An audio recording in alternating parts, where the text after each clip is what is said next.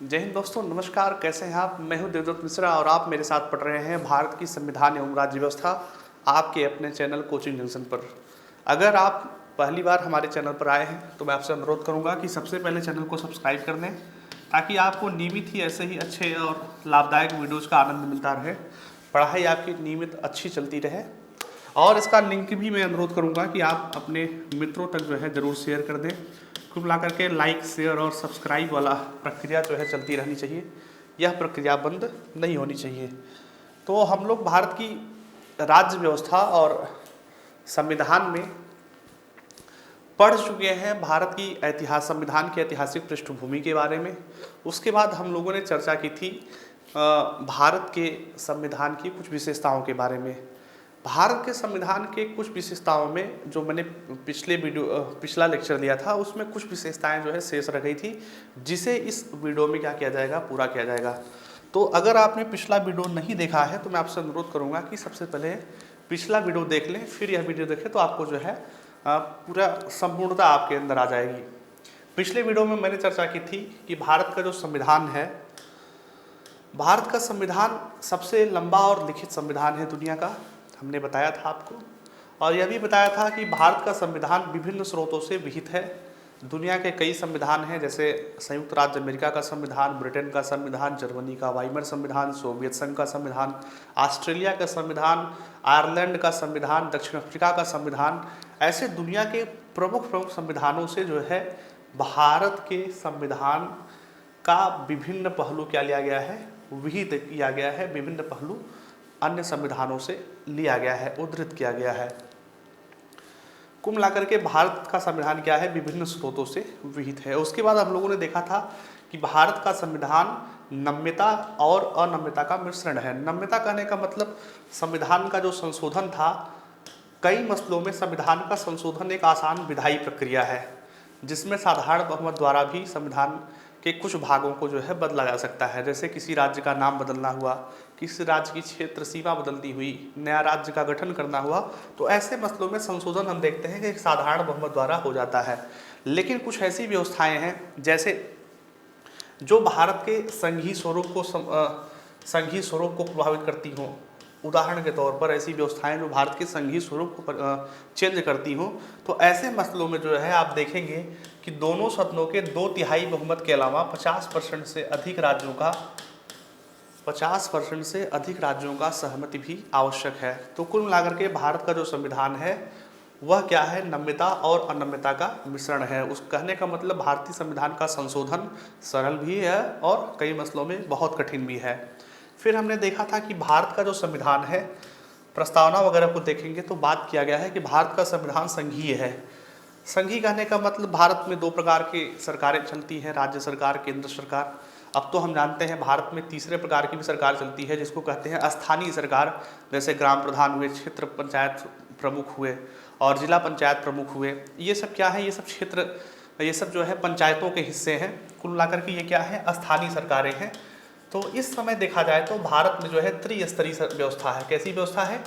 त्रिस्तरीय व्यवस्था है, जो दुनिया के किसी भी देश में ऐसी व्यवस्था उपलब्ध नहीं है। फेडरल तो कई जगह है, कई जगह जो है व्यवस्था क्या है, संघीय है, जिसमें केंद्र और राज्य को अलग अलग तरीके से शासन करने की अनुमति, एक साथ शासन करने की अनुमति मिलती है। लेकिन भारत में ऐसा है कि भारत में स्थानीय गवर्नमेंट की भी व्यवस्था है, लोकल गवर्नमेंट की भी व्यवस्था है। अभी पंचायत चुनाव चल रहे हैं, तो आप जानते होंगे कि पंचायतों का भी क्या होता है, भारत में चुनाव होता है। एक जो है सरकार कहाँ के लिए भी बनती है, पंचायतों के लिए भी बनती है। और अमेरिका के कुछ लोग कहते हैं कि भारत की जो संघीय व्यवस्था है वह क्वासी फेडरल है। क्वासी फेडरल कहने का मतलब जो है पूर्ण रूप में जो है यह फेडरल नहीं है, छद्म संघीय है। मतलब छलावा है, यह संघात्मक होने का दिखावा करती है, लेकिन कैसा है, एकात्मक है। मतलब आप जानते हैं कि भारत के संविधान द्वारा केंद्र सरकार को ज़्यादा सशक्त पावर दिया गया है। जैसे आप जानते हैं कि राज्य सरकार में राज्यपालों की नियुक्ति कौन करता है, केंद्र सरकार करती है। और आप देखते हैं कि राज्य में जो है आपात स्थिति में, संवैधानिक आपात की स्थिति में राज्य सरकार को भंग करके केंद्र सरकार राष्ट्रपति शासन लगा देती है। तो कई ऐसे मसले हैं जिसमें आप देखते हैं कि केंद्र के पास क्या है, बहुत ज़्यादा ताकत है। तो इसलिए कहा जाता है कि भारत का जो सिस्टम है वह जो है क्वासी फेडरल है, मतलब पूर्ण रूप से संघीय न होकर के एकात्मकता की ओर झुकाव के साथ संघीय व्यवस्था दी गई है। फिर हमने देखा था कि सरकार का जो स्वरूप था भारत में वो कैसा है, संसदीय स्वरूप है, जैसा कि ब्रिटेन में है, न कि अध्यक्षीय प्रणाली को भारत की शासन व्यवस्था में अपनाया गया, जैसा कहाँ प्रचलित है, जैसा प्रचलित है संयुक्त राज्य अमेरिका वगैरह में। और हमने देखा था कि भारत की जो न्यायपालिका है वह एकीकृत है और स्वतंत्र है। एकीकृत कहने का मतलब केंद्र और राज्य दोनों के कानूनों को एक ही प्रकार की न्यायपालिका जो है प्रवर्तित करती है। फिर हम उस क्रम को आज आगे बढ़ाएंगे और उस क्रम में जो है समझेंगे कि भारत का जो संविधान है वह जो है संसदीय संप्रभुता और न्यायिक सर्वोच्चता में समन्वय बनाता है। संसदीय संप्रभुता को अंग्रेजी में बोलते हैं पार्लियामेंट्री सोवेरेनिटी। पार्लियामेंट्री सोवेरेनिटी मतलब संसदीय संप्रभुता, और न्यायिक सर्वोच्चता को अंग्रेजी में कहते हैं जुडिशियल सुप्रीमेसी। क्या बोलते हैं? Judicial supremacy. अब संसदीय संप्रभुता क्या होता है, न्यायिक सर्वोच्चता क्या होता है, उन दोनों को जरा सा हम समझ लेते हैं। सबसे पहले समझ लेते हैं क्या, संसदीय संप्रभुता को। संसदीय संप्रभुता को लोकतंत्र में यह माना जाता है कि शासन का संचालन करता कौन है, जनता है, क्योंकि लोकतंत्र की परिभाषा ही है जनता का, जनता के लिए, जनता के द्वारा शासन। जनता अपना शासन कैसे करती है? जनता अपना शासन अपने प्रतिनिधि का चुनाव करती है, और वो प्रतिनिधि जो है क्या करते हैं, वो प्रतिनिधि विधायी प्रक्रिया को अंजाम देते हैं। विधायी प्रक्रिया का मतलब नियम कानून वगैरह जो भी बनाना होता है, वो प्रतिनिधि ही उस नियम कानून बनाने वाली प्रक्रिया में भाग लेते हैं। केंद्र स्तर पर देखें तो वैसा वो लोग जो है संसद में करते हैं, संसद के दोनों सदनों में करते हैं, और राज्य स्तर पर देखें तो विधानमंडल वगैरह की बात करते हैं। ठीक है ना। कहने का मतलब जब जनता ही शासन कर रही है तो संसद को क्या होना चाहिए, संप्रभु होना चाहिए। क्या होना चाहिए? संसद को संप्रभु होना चाहिए। यह कॉन्सेप्ट दरअसल ब्रिटेन में आधारित है। कहाँ आधारित है? ब्रिटेन में। ब्रिटेन में संसद क्या है, संप्रभु है। संप्रभु कहने का मतलब संसद से बड़ा वहाँ कोई अंग नहीं है। संसद वहाँ जो चाहे वो कर सकती है। पार्लियामेंट वहाँ की क्या है, सोवरीन है, संप्रभु है। तो इस बात का मतलब यह हुआ कि ब्रिटेन में संसद चाहे जो चाहे वह कानून बना सकती है। इस कॉन्सेप्ट को क्या बोलते हैं? इस कॉन्सेप्ट को बोलते हैं संसदीय संप्रभुता। क्या बोलते हैं? संसदीय संप्रभुता। जहाँ क्या हो, संसद के पास इतनी संप्रभुता हो कि वह किसी भी मसले पर कोई भी कानून बना सकती है। लेकिन भारत के केस में अगर देखें तो भारत के केस में संसद जो है, संसद को बहुत सारे अधिकार प्राप्त हैं। संसद को संविधान के संशोधन का अधिकार प्राप्त है। किसका अधिकार प्राप्त है? संविधान के संशोधन का अधिकार प्राप्त है। आप देखेंगे कि संविधान का अनुच्छेद 368 बताता है कि संविधान का संशोधन संसद कर सकती है। लेकिन साथ ही साथ जो है आप देखेंगे कि संविधान के संशोधन पर जो है कुछ लिमिटेशंस हैं, कुछ जो है रोक भी है। संविधान के संशोधन पर क्या है, कुछ रोक भी है भारत में। ठीक है ना। ऐसा जो है, ऐसा इसलिए किया गया है ताकि जो है भारत में कहीं ऐसा न हो कि ऐसी कोई सरकार आ जाए, ऐसी कोई सरकार बहुमत में आ जाए जो मनमानी करने लगे। मनमानी करने का मतलब जो उसके मन में आए वैसा कानून जो है वो पारित कराने लगे। इस व्यवस्था से रोक के लिए जो है यह माना गया कि भारत में जो है संसद जो है संप्रभु नहीं है, वरन संप्रभु क्या है? संप्रभु है संविधान। ठीक है ना। भारत में संप्रभु क्या है? भारत में संप्रभु है संविधान। आप देखते हैं कि न्यायपालिका को जो है, किसको? न्यायपालिका को संविधान के अनुच्छेद 32 के तहत यह अधिकार मिला हुआ है कि वह जो है संसद के बनाए गए कानूनों का क्या कर सके, न्यायिक पुनराविलोकन कर सके, जुडिशियल रिव्यू कर सकती है। यानी जुडिशियल रिव्यू का जो कॉन्सेप्ट है, आप देखेंगे कि संसद की न्यायालय की सर्वोच्चता का जो सिद्धांत है यह सिद्धांत कहाँ से लिया गया है? यह सिद्धांत लिया गया है यूएसए के संविधान से, संयुक्त राज्य अमेरिका के सिद्धांत से लिया गया है। संसद न्यायपालिका की सर्वोच्चता का सिद्धांत। न्यायपालिका वहाँ क्या होती है? वहाँ न्यायपालिका सर्वोच्च होती है। लेकिन भारत में न्यायपालिका सर्वोच्च नहीं है। आप जानते हैं कि संसद भी सर्वोच्च नहीं है, न्यायपालिका भी सर्वोच्च नहीं है। दोनों की शक्तियों पर क्या है? दोनों की शक्तियों पर कुछ लिमिटेशंस हैं, ठीक है ना। दोनों की शक्तियों पर क्या है? कुछ लिमिटेशंस है। जैसे हमने देखा कि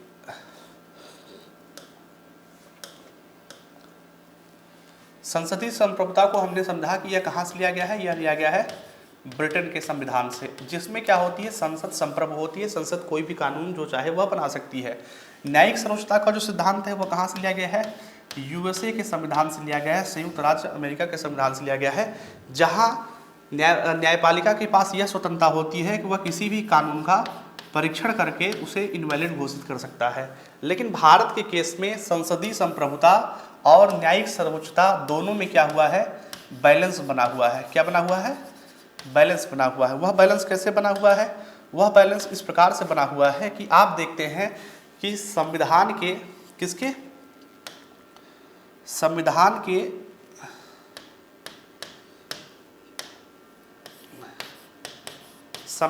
के बड़े हिस्सों का संशोधन कौन कर सकती है? संसद कर सकती है। ऐसा ठीक कहा गया है भारतीय संविधान के अनुच्छेद 368 में। अनुच्छेद 368 कहता है कि भारत के संविधान का संशोधन जो है संसद कर सकती है। संविधान का संशोधन कर सकती है, इसका मतलब संसद के पास कुछ जो है संप्रभुता जरूर हासिल है। लेकिन हम उसी और दूसरी तरफ देखते हैं कि अनुच्छेद 32 क्या करता है? अनुच्छेद 32 जो है न्यायिक पुनराविलोकन का सिद्धांत देता है। मतलब न्यायपालिका जो है न्यायपालिका उस कानून का क्या कर सकती है? अवलोकन कर सकती है। अगर वह संसद के और संविधान के मूलभूत भावना के खिलाफ है। किसके खिलाफ है? मूलभूत भावना के खिलाफ है, तो संसद द्वारा वह संविधान संशोधन क्या किया जा सकता है? निरस्त किया जा सकता है। यानी भारत में संसद क्या है? संप्रभु नहीं है। संसद जो है संप्रभु नहीं है, क्योंकि वह हर मसले में जो है अपने नियमानुसार कानून नहीं बना सकती है। वह कानून वहीं तक बना सकती है जहां तक संविधान की मूलभूत भावना को कोई ठेस न पहुंचे। अगर ऐसा होता है कि वह संसद अपनी मनमानी करने लगे मेजॉरिटी गवर्नमेंट के आ जाने पर, तो उस पर क्या होता है? न्यायिक पुनराविलोकन हो जाता है। अनुच्छेद 32 के तहत सुप्रीम कोर्ट को यह अधिकार है कि संविधान के किसी भी संशोधन को अगर वह पाता है कि असंवैधानिक घोषित कर सकता है, अगर वह क्या हो? अगर वह जो है संसद के संविधान के मूल भावना के विरुद्ध हो। ठीक है, तो हमने समझा क्या?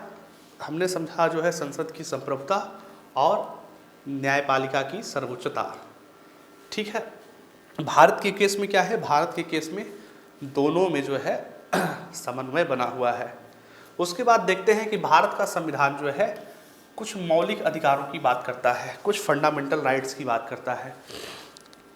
भारत का संविधान भारत के लोगों को वर्तमान समय में 6 प्रकार के मौलिक अधिकार बताता है। पहला क्या बताता है? पहला हम देखते हैं जो है समता का अधिकार है। क्या बोलते हैं? समता का अधिकार है। समता का अधिकार को अगर हम देखें तो पाते हैं कि 14 से 18 जो अनुच्छेद है भारत के संविधान का, मूल मौलिक अधिकार कहाँ है? भारत के संविधान के भाग 3 में है। और उसमें देखते हैं कि अनुच्छेद 14 से लेकर के अनुच्छेद 18 तक जो है वह समता के मौलिक अधिकार की पुष्टि करता है। दूसरा हम देखते हैं कि भारत के लोगों को स्वतंत्रता का अधिकार है। और स्वतंत्रता के अधिकार में हम लोग देखते हैं कि स्वतंत्रता के अधिकारों की चर्चा की गई है 19 से लेकर के 22 तक। कहाँ तक चर्चा की गई है? 19 से लेकर के 22 तक चर्चा की गई है। उसके बाद हम लोग देखते हैं कि भारत में जो है एक मौलिक अधिकार प्राप्त है शोषण के विरुद्ध अधिकार। किसके विरुद्ध अधिकार? शोषण के विरुद्ध अधिकार। और इसको हम देखते हैं कि अनुच्छेद 23 और 24 जो है शोषण के विरुद्ध अधिकार पर भारत के लोगों को मौलिक अधिकार प्राप्त कराता है। फिर हम देखते हैं कि भारत का संविधान जो है धार्मिक स्वतंत्रता का अधिकार प्राप्त कराता है। धार्मिक स्वतंत्रता का मतलब यह हुआ कि भारत का कोई भी नागरिक अपनी धर्म और उपासना की स्वतंत्रता करने के लिए क्या है, स्वतंत्र है। अपनी मतलब जो उसका विश्वास है उस विश्वास को मानने के लिए स्वतंत्र है। और हम देखते हैं कि अनुच्छेद 25 से लेकर के 28 तक में जो है क्या है, धार्मिक स्वतंत्रता की जो है चर्चा की गई है। फिर हम देखते हैं कि अल्पसंख्यकों को क्या है,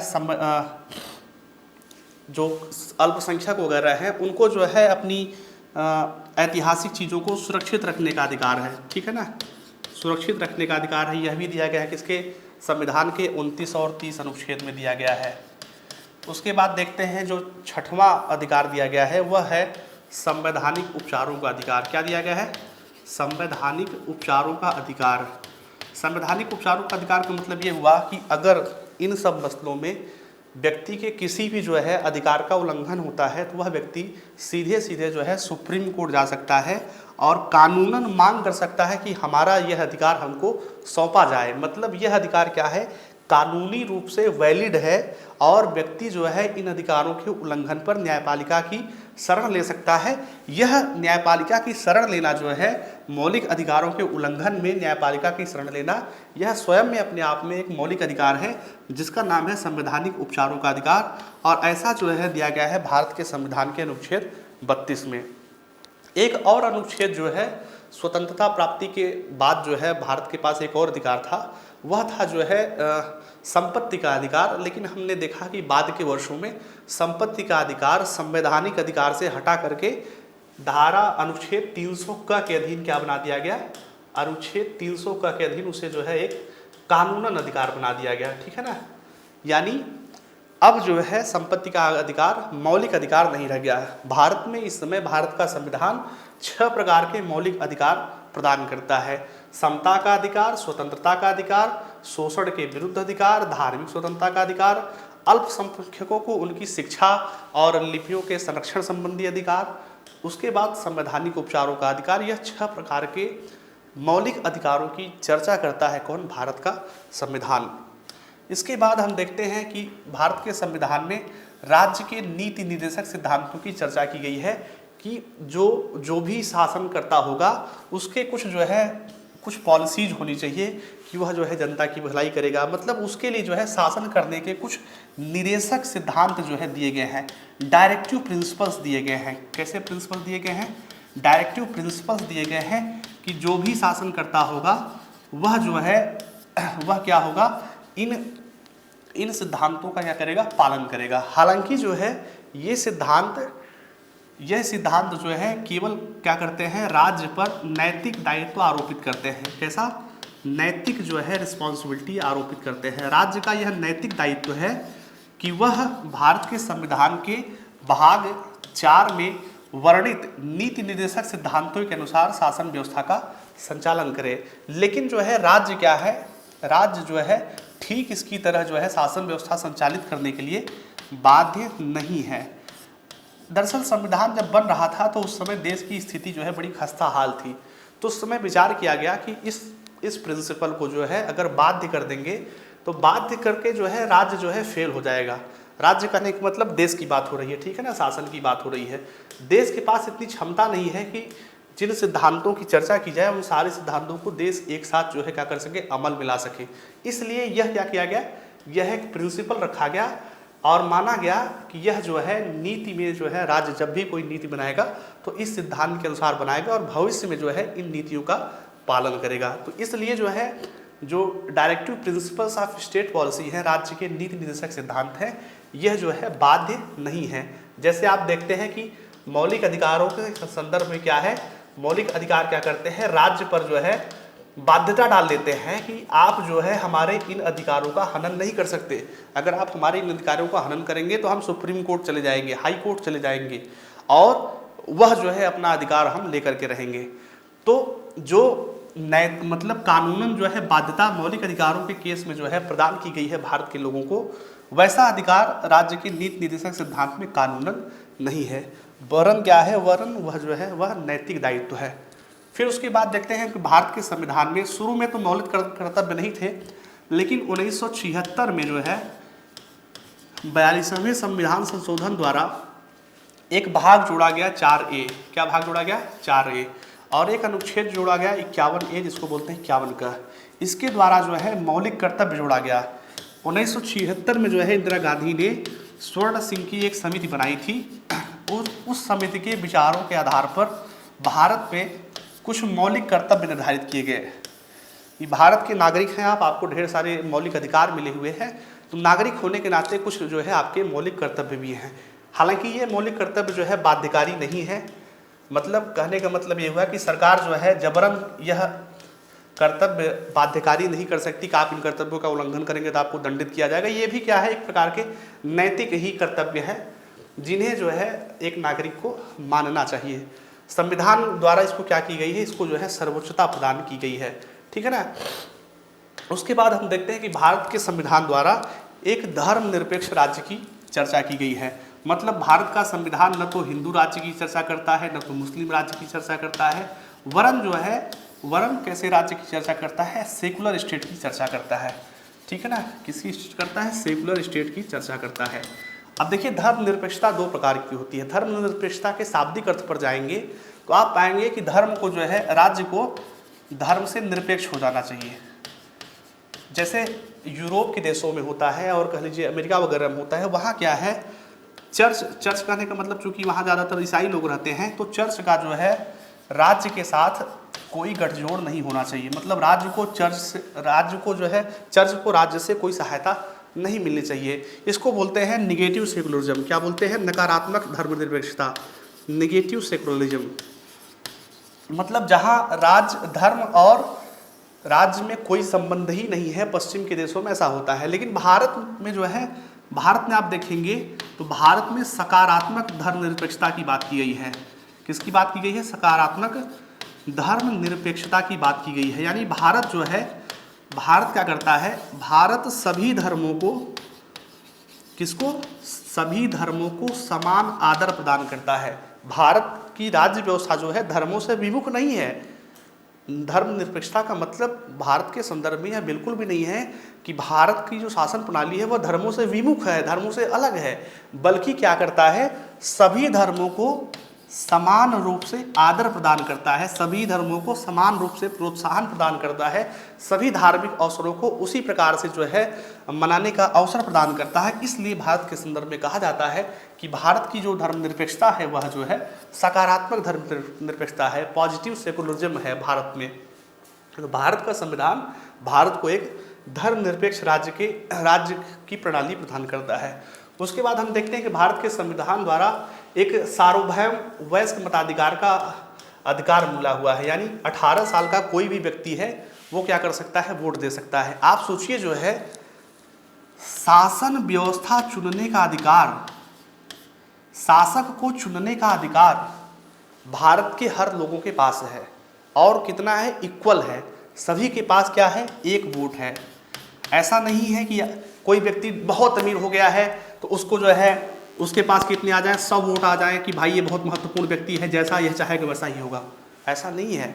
शासक को चुनने में सभी की जो है क्या है, सभी की भागीदारी समान होती है। यानी उस स्तर पर देखें तो चूंकि भारत में वयस्क मताधिकार दिया गया है, तो भारत के लोगों को कह लीजिए यह भी जो है एक बहुत बड़ी इक्वलिटी मिल गई है, समानता मिल गई है कि जो भी व्यक्ति 18 साल से ऊपर का होगा, गरीब हो, अमीर हो, किसी जाति का हो, किसी पंथ का हो, उससे कोई मतलब नहीं, लेकिन उसके पास क्या है, उसके पास उतना ही अधिकार है वोट देने के मसले में जितना राष्ट्रपति के पास अधिकार है, और जितना एक जो है भारत के सबसे धनी व्यक्ति के पास अधिकार है, उतना ही एक भारत के सामान्य से गरीब व्यक्ति के पास भी अधिकार है। क्या? वोट डालने का अधिकार, अपने शासक को चुनने का अधिकार। तो संविधान द्वारा जो है एक सार्वभौमिक वयस्क मताधिकार की भी चर्चा की गई है। सार्वभौम कहने का मतलब 18 साल से ऊपर का जो भी व्यक्ति है, 18 साल या 18 साल से ऊपर का जो भी व्यक्ति है, सबको जो है क्या चुनने का अधिकार दिया गया है, मताधिकार दिया गया है। ठीक है। उसके बाद भारत का संविधान देखते हैं एकल नागरिकता की बात करता है, सिंगल सिटीजनशिप की बात करता है। किसकी बात करता है? सिंगल सिटीजनशिप की बात करता है। आप देखेंगे भारत की व्यवस्था कैसी है, संघीय है। संघीय कहने का मतलब दो प्रकार की शासन प्रणालियां हैं, एक केंद्र सरकार है, दूसरी क्या है, राज्य सरकार है। और आप पाएंगे कि अमेरिका में जो है क्या है, कुछ देश ऐसे हैं जैसे अमेरिका, वहाँ जो नागरिक हैं उनको डुअल सिटीजनशिप है, द्वैध नागरिकता उनको प्राप्त है। एक तो जो है संघ की नागरिकता प्राप्त है, और दूसरा जिस राज्य के वो निवासी हैं उस राज्य के निवासी होने की अलग से नागरिकता उनको प्राप्त है। ऐसा जो है कुछ देशों में जैसे अमेरिका में ऐसा प्रावधान है। लेकिन भारत के केस में शासन व्यवस्था संघीय होने के बावजूद भी नागरिकता कैसी है, एकल है। मतलब केंद्र सरकार हो या राज्य सरकार हो, भारत का नागरिक भारत का ही नागरिक है, ठीक है ना। वो जो है ऐसा नहीं कि उत्तर प्रदेश का नागरिक है तो मध्य प्रदेश का नागरिक नहीं होगा, वह क्या है, भारत का नागरिक है। मतलब भारत में सिंगल सिटीजनशिप की चर्चा की गई है। उसके बाद देखते हैं कि भारत का संविधान कुछ इंडिपेंडेंट ऑर्गन्स की बात करता है, स्वतंत्र निकायों की बात करता है, जो भारत की शासन प्रणाली को जो है अच्छे तरीके से चलाने के लिए आवश्यक है। जैसे हम आप देखते हैं कि भारत का निर्वाचन आयोग है, क्या है, भारत का निर्वाचन आयोग। अब निर्वाचन आयोग जो है क्या है, बिल्कुल स्वतंत्र है। किस लिए, अपने काम करने के लिए। यह जो है चुनाव में किसी प्रकार का हस्तक्षेप इसके ऊपर नहीं किया जा सकता है। तो भारत का निर्वाचन आयोग देखते हैं कि संविधान द्वारा एक स्वतंत्र आयोग की स्थापना की गई है, किसकी, इलेक्शन कमीशन की स्थापना की गई है। दूसरे देखते हैं कि सीएजी की स्थापना की गई है, जिसको बोलते हैं लेखा controller and auditor general, controller and auditor general, जिसको बोलते हैं नियंत्रक व महालेखा परीक्षक, नियंत्रक व महालेखा परीक्षक। इनका काम क्या होता है, ये जो है सरकार, जानते हैं सरकार क्या करती है, टैक्स लेती है और उस टैक्स को जो है क्या करती है, खर्च करती है। तो उस खर्च का जो है ऑडिट कौन करता है, उस खर्च का ऑडिट करने की क्षमता किसके पास है, सीएजी के पास है। मतलब सीएजी के पास यह अधिकार है कि वह जनता के टैक्स द्वारा प्राप्त हुई आमदनी जो भी खर्च हो रही है उसके एक एक पैसे का हिसाब लेती है। कौन, सीएजी। तो सीएजी जो है, स्वतंत्र सीएजी की बात की गई है भारत में। आपने देखा था कि लगभग 8-10 वर्ष पहले जो है, जब कांग्रेस संबंधी जो है यूपीए गवर्नमेंट थी, तो उस दौरान जो है सीएजी ने जो है काफ़ी घोटालों का जो है उजागर किया था। जैसे कोयला घोटाला वगैरह हुआ, तो बहुत बड़े घोटालों का उजागर कौन किया था, सीएजी ने किया था। तो सीएजी क्या करती है, सीएजी जो है जनता के पैसों के खर्चों का हिसाब रखती है। जनता के पैसों का मतलब जो भी सरकार खर्च करती है वो जनता का ही पैसा खर्च करती है टैक्स के रूप में, चूँकि जनता से वो मिलता है। तो उस खर्चों का ऑडिट कौन करता है, सीएजी करता है। और ऐसे तमाम तरह के जो है कुल मिला के कुछ संवैधानिक और स्वतंत्र जो है निकायों की व्यवस्था कौन प्रदान करता है, संविधान प्रदान करता है। तो ये रहा जो है भारत, ये जो है कुछ क्या थे, भारत के संवैधानिक विशेषताएं थी, जिसको हम लोगों ने पूरा अच्छे से पढ़ लिया। अगर आपको कोई डाउट होता है तो मैंने आपको बताया ही है, नंबर है 9793371024। इस नंबर पर आप व्हाट्सअप करके अपना डाउट जो है ज़रूर पूछ सकते हैं। कोचिंग जंक्शन के साथ जुड़े रहिए, आपकी यात्रा शानदार रहेगी, आपकी पढ़ाई शानदार रहेगी। बहुत बहुत नमस्कार, धन्यवाद।